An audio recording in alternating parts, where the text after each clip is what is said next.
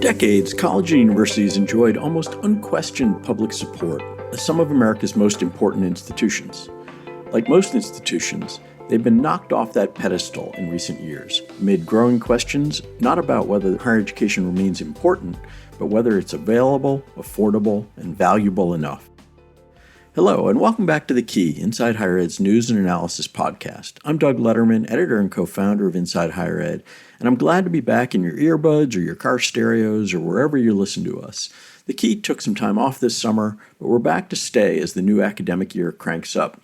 Hope all of you got at least a little time to refresh yourselves and indulge in some self-care. This week's episode of The Key is the first in a three-part series on the concept of value in higher education, made possible by the Bill and Melinda Gates Foundation. The topic has gotten increasing attention as college prices and student debt continue to rise, policymakers develop data showing the return on investment for specific academic programs, and employers seek to expand their hiring pools beyond people with traditional credentials. Today's episode looks at several recent surveys of public attitudes about higher education by organizations such as Public Agenda, New America, and Morning Consult. Among the findings, just under half of Americans agreed that a college education is still the best investment for people who want to get ahead and succeed. And while most respondents said they believed getting some post-secondary education helped ensure economic security, younger Americans were more skeptical about the value of college than their older peers. I'm joined today by three guests: Sophie Nguyen, Senior Policy Analyst with New America's Education Program, which publishes varying degrees and numerous other surveys about higher education; David Schleifer, Vice President and Director of Research at Public Agenda, a national research organization; and Natasha Quadlin, an Associate Professor of Sociology at the University of California, Los Angeles, and co-author of Who Should Pay? Higher Education, Responsibility, and the Public, published this year by the Russell Sage Foundation. In the discussion that follows, we'll share some of the findings of their work and the implications for colleges and for policymakers.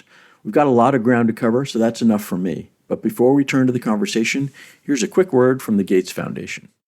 This episode of The Key is brought to you by the Bill and Melinda Gates Foundation, working to ensure that race, ethnicity, and socioeconomic status are no longer predictors of educational success. Learn more about the Foundation's work to improve digital teaching and learning, advance institutional transformation, and more at usprogram.gatesfoundation.org. Sophie, Natasha, and David, welcome to The Key, and thanks a lot for being here. How would you characterize this current state of public opinion about higher education and how those views are trending? Maybe, Sophie, start with you, since you've been doing this annual survey for, 5+ years now. Sure, thanks, Doug. Varying degrees, our annual surveys on what Americans think of higher education just come out in the summers. The findings from our survey this year show that Americans are generally still pretty much believe in the value or the return on investment of higher education or education after high school, which include not only the bachelor degrees, but also the certificate and the associate degree. At the same time, they just not happy with how things are going. More than 80% of Americans say that having a certificate or an associate degree or a bachelor degree will make it easier for them to find a well-paid, stable career. And, new questions that we asked this year, like what is the minimum level of education that you recommend your child or close family member have to ensure financial security? I think 73% of people say at least a certificate. They still believe education after high school will lead to a better economic outcome. But at the same time, when we ask them, do you believe higher ed is fine how it is? Only 38% of Americans think so. When we ask if colleges and universities having a positive or negative impact on the way things are going in the country today, around 50% of people say so, and that is a significant decline from when we asked the questions in 2020, right before the pandemic. when over 60% people say positive. Most of the numbers stay pretty much the same, or pretty much stable compared to when we first conducted the surveys in 2017. David, how do Public Agenda's results from its survey about higher education compare to what we just heard from Sophie at New America? This Public Agenda survey that we did, which was supported by Lumina Foundation and Gates Foundation, the findings tell I would say a pretty similar story to the New America findings. I think the kind of the big picture of it is that we did see that by a variety of different measures, Americans do understand that higher education can help people economically, particularly when we asked about impacts in people's home states. Like when we sort of brought it home a little bit, like people do understand the economic benefits of higher education. However, we also see a lot of questions about the value of higher education, that essentially comes down to sort of like whether the investment really pays off for people. I would never call this a loss of faith in higher ed, but I think that what we see is people saying that higher education is too expensive, it's too time consuming. We asked a question about colleges being stuck in the past and not really meeting the needs of today's students. So sort of this kind of understanding that the potential benefits of higher education are out there, but it's expensive. It's not accessible to everyone. It's really not designed for today's students. On the kind of fundamental question of whether the benefits are worth the risks or not, where we see this kind of 50-50 split. That was the same in 2016. We didn't see a ton of change. And I actually think that these questions that people have been raising about whether higher education is worth the investment, I think are much longer standing than just the past 2 or 3 years. Natasha, initial thoughts from you based on the work you've done? Sure. I like that this conversation is really focusing on these contradictory opinions that Americans can have. So in our data too, I think we find very consistently that Americans do see great value in higher education. It depends on how we ask these questions. And so when you ask about kind of broader dimensions of higher education, we can really see where a lot of those benefits come out too. So Americans in our data recognize the intellectual value of college. They see how universities enrich communities. And then they also talk about these personal income and other benefits that accrue to individuals that are really important. And that's been really consistent over time in our data too. We asked people a couple questions about the possibility of success with and without higher education and what that looks like for people. We find that Americans really do lean into this possibility of success without higher education. So they really latch on to these examples like plumbers and electricians and other skilled trades, where they say it's very possible to earn a good living without a college degree. But then we ask them, is it easier to succeed in the world with a college degree than without one? This is kind of similar to the data Sophie talked about. And overwhelmingly, they say, yes, it is. So I think people recognize that, yes, it's possible to succeed without college, and you can have a successful career without accruing this educational debt. But people also don't see this as an easy path or perhaps even a preferable path. Something other folks have kind of touched on too that I think is important to keep in mind is that people aren't necessarily forecasting their own behavior or what they would tell their friends and family to do. So something we see a lot in our data is that people will say, yes, like other people and other people's children cannot go to college and take this circuitous path to success. But when it comes to themselves and their own children and the people that they care about, they're perhaps not as willing to take that risk. Yes, there's sure been a tendency for a lot of politicians and sometimes Silicon Valley investors to question whether going to college is right for people, but you don't typically see them sending their kids to a welding institute or a cosmetology school. Thinking about sort of our audience, what are the findings that you think are sort of most concerning to people who either work in higher education or who are advocates for higher education and want it to be central in our society. David, maybe start with you. It's very easy, I think, to look at maybe our findings and other findings that have come out over years. I think there's a risk for higher education leaders in looking at that data and saying that Americans are losing faith in higher education because of ideological reasons, like there's some kind of anti-intellectualism, or that, everyone wants to be an Uber driver or something like that. And I really think that that is the wrong takeaway here. I think the takeaway is that the prices are too high. There's no simpler way to say it. Prices are too high, and people know that completion is not a guarantee.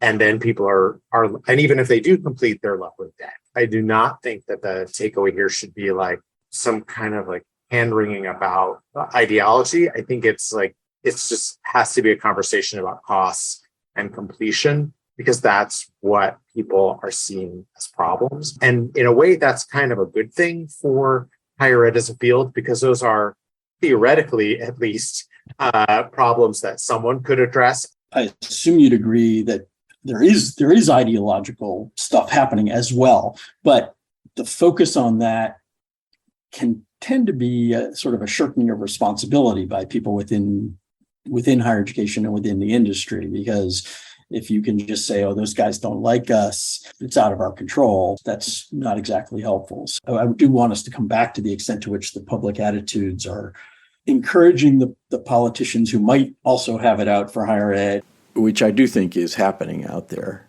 Sophie, what findings do you find most troubling for those who care about higher education?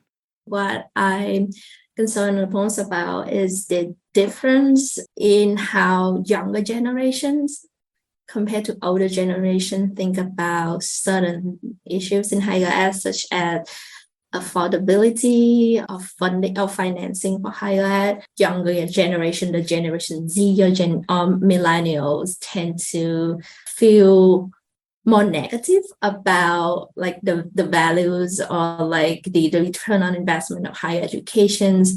And particularly this year, I think when we ask the questions about whether or not colleges and universities are providing enough support to students to help them complete. We see that in a lot of areas. That is, to me, concerning, because they are the ones that make up the significant group of undergraduate populations right now. And colleges and universities are faced with a significant enrollment decline, especially in the community college sector.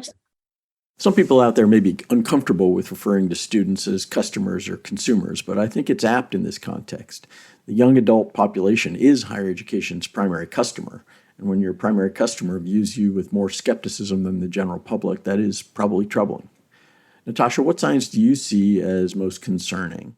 David's comment at the beginning that cost is the bottom line is also the conclusion that I come to, that I think that people in higher education should be very concerned about the public's awareness of these cost issues, and that, we currently haven't, to use the consumer's language again, we haven't pushed our consumers to the point yet where they don't see value in higher education. But the question becomes, at what point does this become a real issue? And we're seeing, evidence of this and hints of this. But as a sector, I don't think that we should feel as if this game can just go on forever. The other point that I really see in our data is that we've seen a real shift in how Americans think about responsibility for college costs and who should bear that responsibility. So 10 years ago in our data, Americans overwhelmingly said that students and parents should be the ones that pay for college. But increasingly, we're seeing that people want government to play a much more active role in the funding of higher education. So not only because this will reduce their individual contribution, but also because this will theoretically broaden access to students who haven't had access in the past. So I think that people in higher education and also people in government more broadly should be really aware of this pattern. And they should know that, again, we've historically pushed these high costs onto students and parents, but the public really does see government investment as a viable alternative to our current funding mechanisms, and that this is also seen as a really important step forward for reducing costs for consumers. Yeah, I just really want to second what Natasha and David said earlier about like ideology differences, and cost is the underlying issues here. Absolutely, we see that in the survey in our survey as well. There's no hiding that Americans don't think that they can get a high quality education after high school that is also affordable. More people think that the government should be responsible for funding higher ed because it is good for society rather than the students. We do see that number trending that way since we conducted the surveys. People seem to, in general, agree that there's an affordability issues here, but what they don't agree on is how to solve it. And especially that is like how to solve it or how to fund it is the questions where we see there's a like deep divide between Republican and Democrat.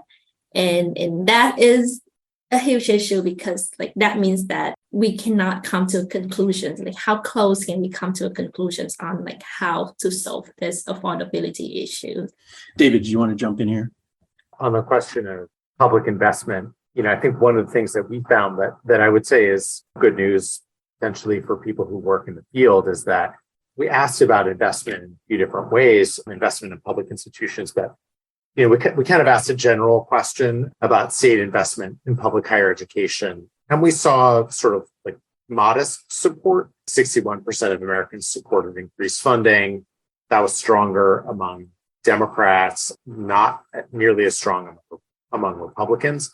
That was a response to the general question. But when we asked about funding specific initiatives in public higher education to help students succeed, that's where we saw much stronger support. So we asked about things like, funding for short-term credential programs. We asked about partnerships with K-12 systems. We asked about hiring more faculty so students can get the classes they need. This long series of specific investments. And when we asked about those, support was quite high across political affiliations. And our kind of takeaway from that was that, people, they want to know what they're paying for. And when they're told what they're paying for, we saw higher support. And I think, kind of when people in the field kind of think about going to pursue funding, there's a takeaway here that talk about what the money is for and who, what the programs are for and who it's meant to support, as opposed to just this kind of like throw some more money in this pot and trust us to do the right thing with it. This episode of The Key is brought to you by the Bill and Melinda Gates Foundation, working to ensure that race, ethnicity, and socioeconomic status are no longer predictors of educational success. Learn more about the Foundation's work to improve digital teaching and learning, advance institutional transformation, and more at usprogram.gatesfoundation.org.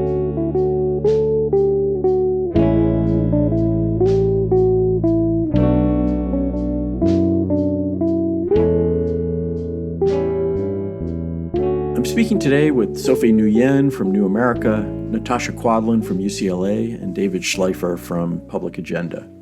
David, you said early on that you didn't think that the public was losing faith in higher education, and I want to dig into that a little more deeply.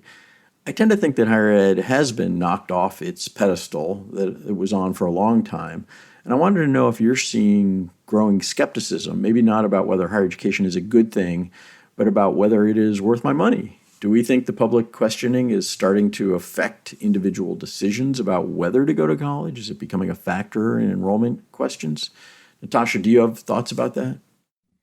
Yeah, I have a lot of thoughts. I think, in a lot of ways, I think it makes some of this questioning is necessary, right? There are some, we've seen so much diversification in the higher education landscape in the past several decades, not only in terms of costs, which we keep coming back to, but also in terms of predatory institutions that take people's money and don't offer a good return on investment. So I think some of the hesitation surrounding higher education, there are places where we're right to be concerned.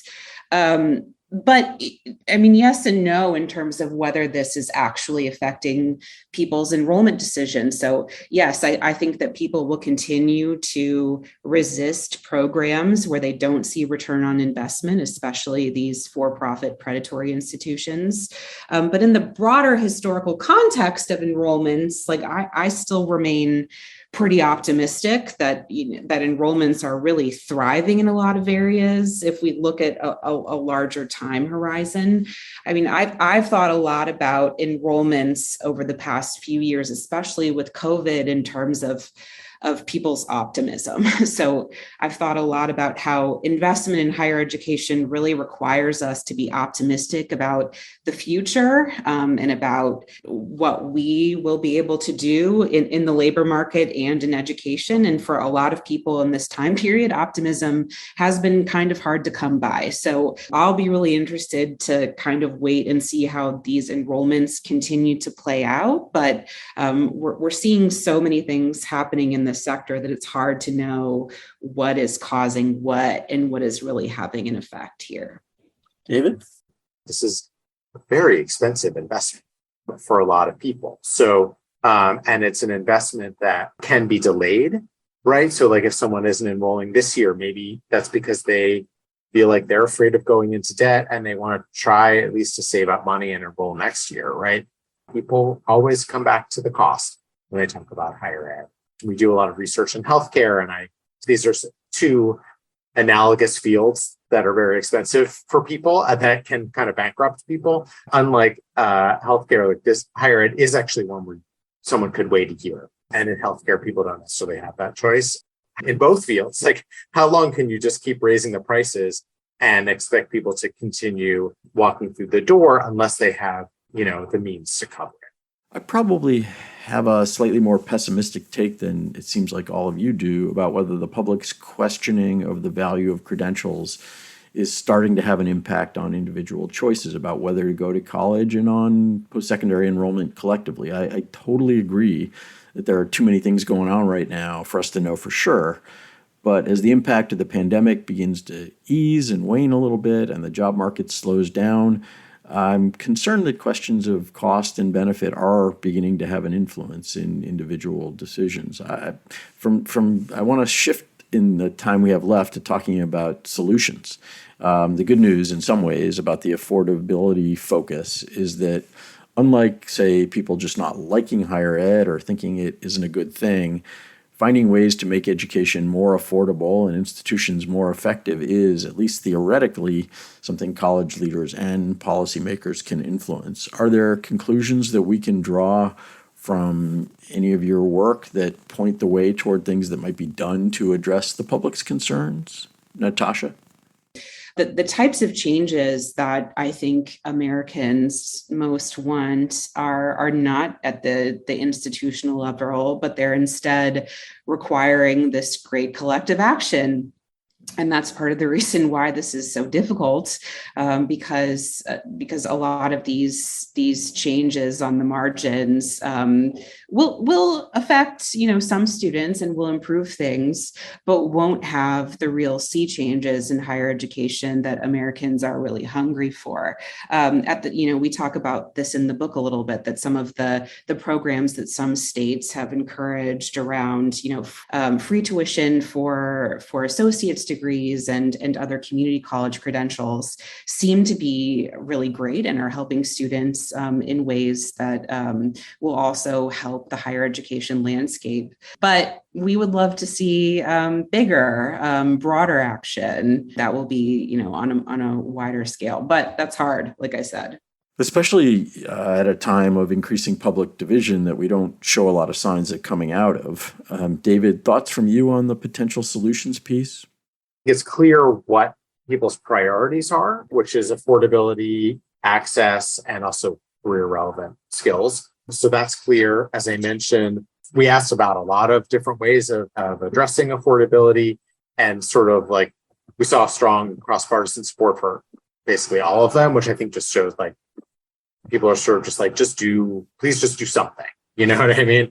Like all of these sound good to people. All of the various things we asked about appeal to people. So I think, the message there is like, well, just give something a shot. In the conversation about affordability, I would say like not to lose sight of completion or student success. We could call it what you want, call it quality. Like we have this, long list of things that there's cross-partisan support for, all these, flexible credentials and stackable credentials and all partnerships. So people graduate from high school with some college credits, working more closely with employers. Like there is a long list of things that is cross-partisan support for, and politicians and system leaders as well take their cues from the public in this case and sort of say like, hey, there is quite a mandate for some substantial change.